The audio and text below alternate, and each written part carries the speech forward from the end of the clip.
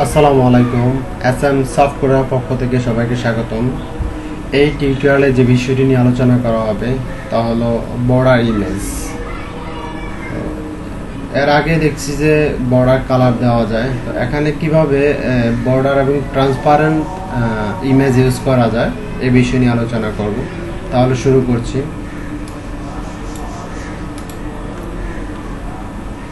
প্রথমে ফাইলটা সেভ করতে হবে। সেভ এজ, নাম দিলাম বর্ডার ইমেজ। বর্ডার, এই বর্ডার ইমেজের জায়গায় যে কোনো নাম দেওয়া যাবে, no problem, but dot HTML দিতে হবে। এটা হলো এক্সটেনশন, যেহেতু এটা HTML file, so dot HTML হচ্ছে এক্সটেনশন, সো এটা দিতেই হবে।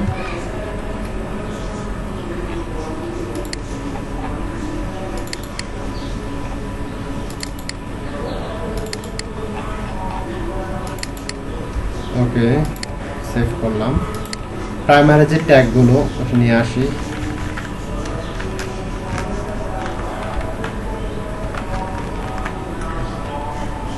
একটা টাইটেল দেই বর্ডার ইমেজ।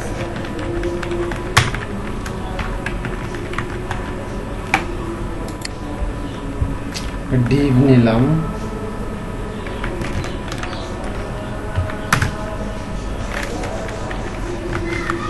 ক্লাসের নাম দিলাম বর্ডার ইমেজ।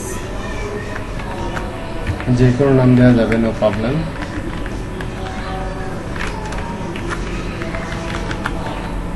বর্ডার ইমেজ, এখানে যে কোনো টেক্সট দিয়ে রাখি। সাপোজ দিলাম 40 স্ট্রেচ।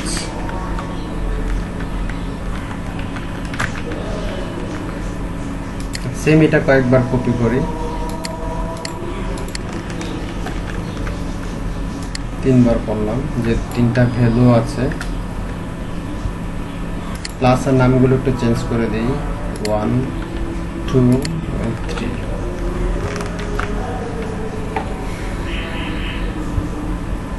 আর একটা ফাইল ক্রিয়েট করি।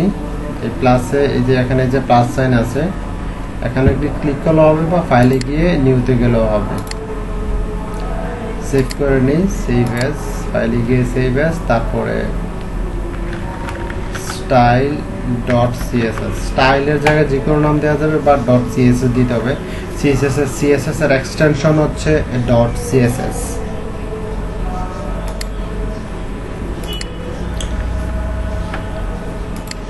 এখন এই ক্লাসের নামটা কল করি, বর্ডার ইমেজ 1।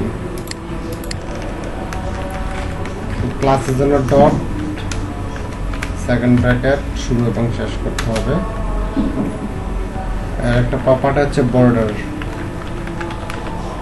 বর্ডার, তারপর ভ্যালু সাপোজ দিলাম 10 px সলিড ট্রান্সপারেন্ট।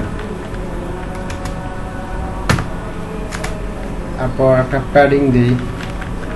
প্যাডিং তো আমরা জানি কি, প্যাডিং হচ্ছে ভিতর থেকে চতুর্পাশে জায়গা করে নেবে। যদি একটা ভ্যালু দিই, সাপোজ দিলাম 20 px, একটা ভ্যালু দিয়েছি, তার মানে 20 px ভিতর থেকে চতুর্পাশ দিয়ে জায়গা করে নেবে। এরপর হচ্ছে বর্ডার ইমেজ। বর্ডার ইমেজ, আমি এই বর্ডার ইমেজ অ্যাড করব। তাহলে সিএসএস এ যদি বর্ডার ইমেজ অ্যাড করতে হয়, প্রথম লিখতে ইউআরএল, ফার্স্ট ব্র্যাকেট, শুরু এবং শেষ। তারপর এর মধ্যে যেহেতু আমার একটা ফোল্ডারের ভিতরে ইমেজটা আছে, তো এই ফোল্ডারের নাম হচ্ছে ইমেজ ব্র্যাকেট স্ল্যাশ, তারপর হচ্ছে ইমেজের নাম 1.png ফরম্যাটে আছে। তারপর 40 দিলাম, 40 stretch, str stretch, stretch, stretch। Control S দিয়ে সেভ করে নিলাম। বাট এই ফাইলের সাথে কানেকশন করে দিতে হবে, তাহলে বা লিঙ্ক করে দিতে হবে।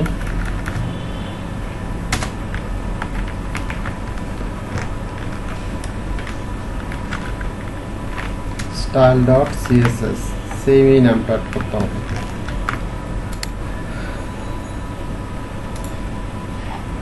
অর্থাৎ 30 নাম্বার বর্ডার।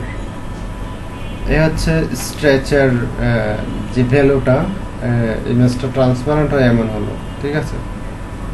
এরপর যেটা ইউজ করব, যে ভ্যালুটা সব কিছু সেম থাকবে, এটাকে একটু চেঞ্জ করি শো করার জন্য। আপনি যা ইচ্ছা তাই এখানে লিখতে পারেন, নো প্রবলেম। সাপোজ 50 রাউন্ড, তারপর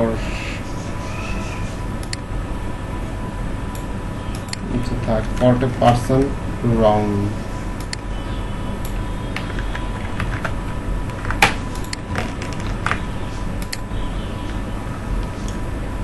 সেম এটা কপি করতে হবে, প্রপার্টি যা যা আছে তাই থাকবে, জাস্ট ভ্যালুটা এখানে ভ্যালু চেঞ্জ হবে। এখানে দিলাম রাউন্ড,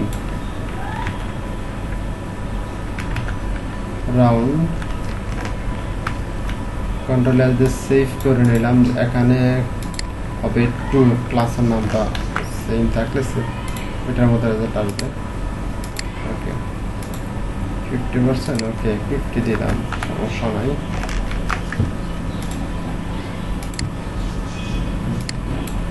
তাহলে 50 রাউন্ড যে ডিজাইনটা আসলো এটা, ঠিক আছে। এরপর আবার সেম এটা কপি করলাম, জাস্ট ভ্যালুতে চেঞ্জ হবে। এখানে দিতে পারি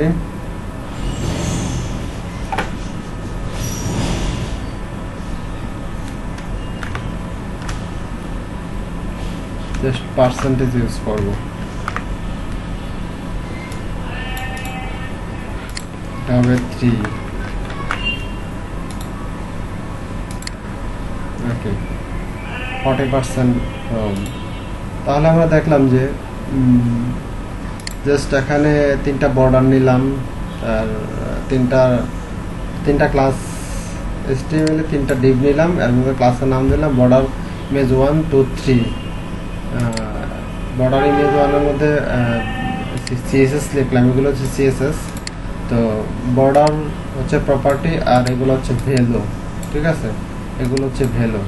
তো বর্ডার দিলাম 10 পিক্স সলিড, আপনি ইচ্ছা অনুযায়ী দিতে পারবেন, 30 দিতে পারবেন, যা ইচ্ছা তাই দিতে পারবেন, নো প্রবলেম। তো প্যাডিং 20 px, তো বর্ডার ইমেজ দিলাম, সেম এই জিনিসগুলো, জাস্ট 40 স্ট্রেচ, এটা হলো 40 রাউন্ড, এটা হলো পার্সেন্ট ইউজ করা হলো। থ্যাংক ইউ সো মাচ, ভালো থাকবেন, আল্লাহ হাফেজ।